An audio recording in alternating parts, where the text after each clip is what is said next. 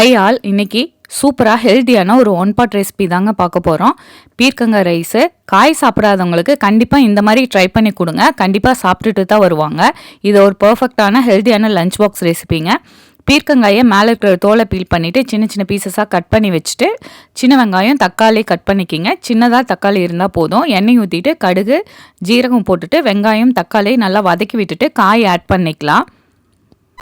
காய் ஆட் பண்ணதுக்கப்புறம் நீங்கள் குழம்பு மிளகாய் தூள் 1 ஸ்பூனு, மஞ்சத்தூள் பெருங்காயத்தூள் ஆட் பண்ணிக்கலாங்க. இந்த மாதிரி காயில் நீங்கள் ரைஸ் பண்ணுறப்ப குழம்பு மிளகாய் தூள் ஆட் பண்ணுங்கள். சில்லி பவுடருக்கு பதிலாக டேஸ்ட்டு சூப்பராக இருக்குங்க.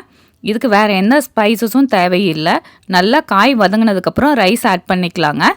ரைஸும் நல்லா மிக்ஸ் பண்ணிவிட்டு, நான் பாஸ்மதி ரைஸு 1க்கு 1.5 தண்ணி ஆட் பண்ணுறேன். உங்கள் ரைஸ்க்கு தகுந்த மாதிரி நீங்கள் ஆட் பண்ணிக்கலாம். தேவையான அளவு உப்பு ஆட் பண்ணிக்கலாம். நம்ம நார்மல் சாதம் வடிக்கிற ரைஸ் கூட நீங்கள் ஆட் பண்ணிக்கலாம். பாருங்கள், உதிரி உதிரியாக சூப்பராக ரெடி ஆயிடுச்சு.